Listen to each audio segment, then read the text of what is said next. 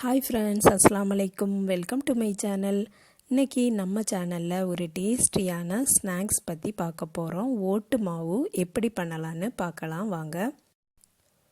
ஒரு தேங்காவை துருவி நல்ல பேஸ்ட்டாக அரைச்சி வச்சுருக்கேன். எல்லாருமே தேங்காய் பால் எடுத்து தான் பண்ணுவாங்க. நான் தேங்காவை அரைச்சி எடுத்திருக்கேன். ஒரு முட்டையும் இதுக்கு தேவை. ஒரு முட்டை போதும். ரொம்ப அதிகமாக எடுத்தோம்னா முட்டையோட ஃப்ளேவர் இந்த மாவில் வந்துடும். நான் 1 kg ரைஸ் ஃப்ளார் எடுத்திருக்கேன், அதாவது இடியாப்ப மாவு எடுத்திருக்கேன். முட்டையையும் இந்த தேங்காய் அரைச்சதையும் மிக்ஸ் பண்ணி எடுத்துக்கிடலாம். இந்த மாவு செய்து போட்டோம்னா 6 month வரையும் கெட்டு போகாது. பிள்ளைங்களுக்கு ஸ்நாக்ஸ் கேட்கும்போது இந்த மாவை கொடுக்கலாம். சின்ன பிள்ளைங்களுக்கு கொடுக்கறதா இருந்தால் வாழைப்பழத்தோட மிக்ஸ் பண்ணி உருண்டை பிடிச்சி கொடுக்கலாம். சும்மா நம்ம அப்படியே மாவாக கொடுக்கும்போது அவங்களுக்கு சில பேருக்கு நாசியில் ஏறிடும். சின்ன பிள்ளைங்க கவனமாக சாப்பிட மாட்டாங்க. அதனால் அவங்களுக்கு வாழைப்பழத்தில் மிக்ஸ் பண்ணி கொடுக்கறது ரொம்பவே நல்லது. இந்த மாவுக்கு கொஞ்சமாக சால்ட்டு சேர்த்துருக்கேன். ஏன்னா நம்ம இது சீனி போட்டு சாப்பிட்றதுனால அதிகமாக உப்பு தேவையில்லை, கொஞ்சமாக போதும்.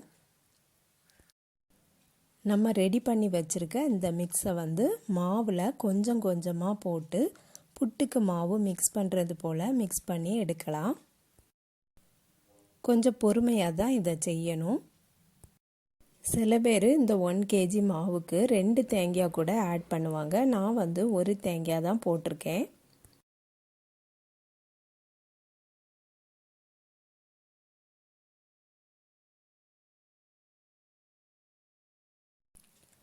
இந்த மாதிரி வர மிக்ஸ் பண்ணி எடுத்துக்கலாம். கொஞ்சம் தண்ணி அதிகமானாலும் பிரச்சனை இல்லை, வறுக்கும்போது சரியாயிரும்.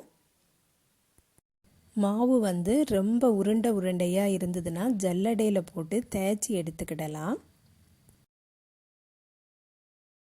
இப்போ ஒரு அகலமான பாத்திரத்தில் போட்டு வறுக்கிறதுக்கு ஸ்டார்ட் பண்ணலாம். இந்த 1 kg மாவு வறுக்கிறதுக்கு எனக்கு 1/2 hour ஆச்சுது.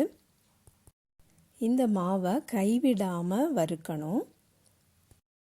ஸ்டார்டிங்கில் வெள்ளையாக இருக்கக்கூடிய மாவு ஃபைனல் ஸ்டேஜில் நல்ல செவப்பாக இருக்கணும். அந்த அளவுக்கு நம்ம வறுத்து எடுத்துக்கிடணும். கைவிடாமல் வறுக்கும்போது தான் ஈவனாக கலர் சேஞ்ச் ஆகும். கைவிட்டு வறுத்தோம்னா கீழே இருக்கிறது கரிஞ்சு போயிடும். எல்லா வீட்லேயுமே இடியாப்ப மாவு ஸ்டாக்காக இருக்கும். இடியாப்ப மாவு ஏற்கனவே வறுத்தது தான். அதில் நம்ம இந்த தேங்காயெல்லாம் சேர்க்குறதுனால இனி கொஞ்சம் நம்ம வறுக்கும். அப்போ தான் அந்த ஓட்டு மாவுக்கு டேஸ்ட் வரும். நாங்கள் இதை சின்ன பிள்ளையிலே முட்டை மாவு அப்படின்னு தான் சொல்லுவோம். ஆனால் இதில் முட்டைக்கு ஃப்ளேவரே கொஞ்சம் கூட வராது. 1 kg மாவுக்கு நான் ஒரு முட்டை தான் எடுத்திருக்கேன். இதில் முட்டைக்கு ஃப்ளேவர் வரவே இல்லை. இதே போலே சேர்த்துக்கிட்டிங்கன்னா உங்களுக்கு இந்த முட்டையோட ஃப்ளேவர் வராது.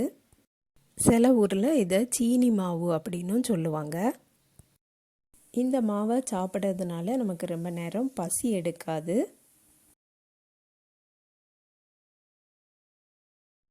கலர் நல்ல ஈவனாக சேஞ்ச் ஆகிருக்கு. இப்போது நல்ல வறுபட்டாச்சு. இதில் 1 tablespoon நெய் சேர்த்துக்கிடலாம். 6 monthலாம் வைக்கதா இருந்தால் தேங்காய் பால் எடுத்து செய்தால் போதும். தேங்காவை அரைச்சி செய்ய வேண்டாம். அதே போல் நெய்யும் ஊற்ற வேண்டாம். நம்ம சீக்கிரமாக தீந்துரும் அப்படின்னா தான் நம்ம தேங்காவை அரைச்சும் சேர்த்துருக்கோம், நெய்யும் ஆட் பண்ணியிருக்கோம்.